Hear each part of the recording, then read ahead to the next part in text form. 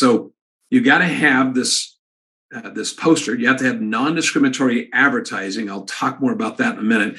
And then you have to have these logos. Now, there's two of them. But first, let me explain that the wording is not the logo.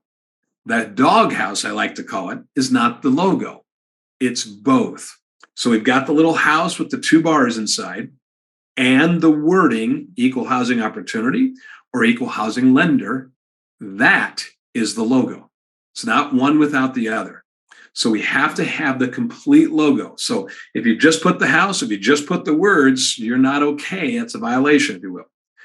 Now, which one of these do we use? And this is something where I have to step back and explain a whole story to you. We have the Fair Housing Act, you'll notice at the top of this page. We don't have an implementing regulation.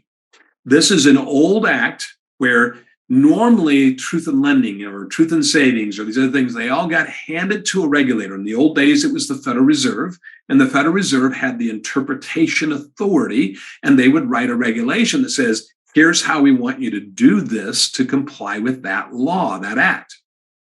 Nobody was ever given authority over this thing. So HUD came up with some rules. The FDIC, the Reserve, the OCC, they all came up with their own interpretation of these things. And there are differences.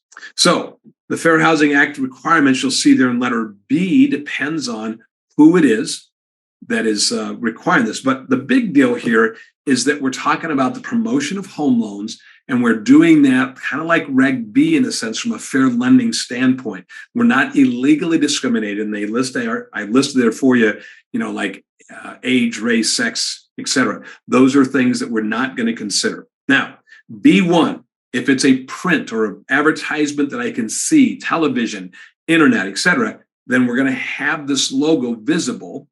It's got to be clearly visible, clear and conspicuous, meaning I got to be able to read those words.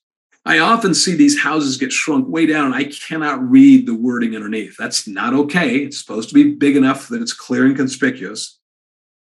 Number two, if it's a radio advertisement, then you just state equal housing lender or equal housing opportunity, depending on which one, and we're about to go there. So which one? That's what number 3 is talking about.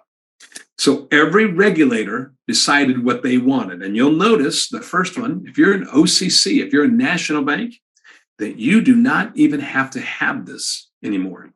There was it was 1996 here. So Grandpa Dave, grandchildren, gather around here. Grandpa Dave's going to tell you a story. They used to have at the OCC, depending on the size of the ad, how big the house had to be.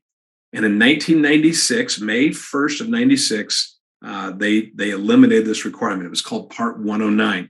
So you don't even have to have it in print advertisements anymore if you're OCC regulated. Federal Reserve says we want you to use the equal housing lender, the one that you see up on your screen right now. If you're FDIC or NCOA, you can go equal housing lender or equal opportunity lender. They don't care.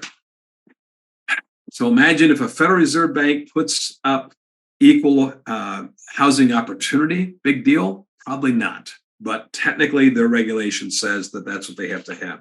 So you can notice I've got down the bottom there all the citations, so you can dig deeper. I'm not going to get into the Roman net on each one of those. But again, what you have to have and where it came from to see that why you have to have it or you don't have to have it.